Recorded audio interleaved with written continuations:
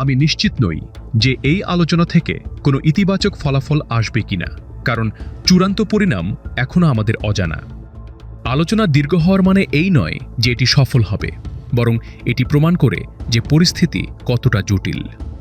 আমি স্পষ্ট করে বলতে চাই, ইরান কোনো চুক্তির জন্য মরিয়া নয়। আমরা তেহরানে ফিরে যাওয়ার জন্য সম্পূর্ণ প্রস্তুত। আমরা এখানে এসেছি কেবল বিশ্ববাসী, আমাদের জনগণ এবং এই অঞ্চলের মানুষকে এটা দেখাতে যে আমরা আলোচনার সুযোগ দিয়েছি। কিন্তু ডোনাল্ড ট্রাম্প প্রশাসন যদি ইরানের অধিকার, ফিলিস্তিন ও লেবাননের মানুষের স্বার্থ এবং আমাদের প্রতিরোধ অক্ষের অধিকারকে উপেক্ষা করে, তবে কোনো চুক্তি হবে না। আমরা অতীতে যেমন যুদ্ধের ময়দানে দৃঢ় ছিলাম, ভবিষ্যতেও যে কোনো পরিস্থিতির জন্য আমরা প্রস্তুত হচ্ছি।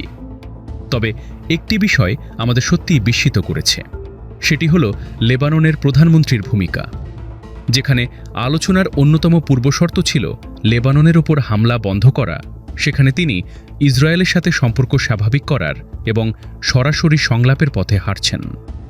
এই অঞ্চলের সাধারণ মানুষ এই তথাকথিত নরমালাইজেশন বিশ্বাস করে না।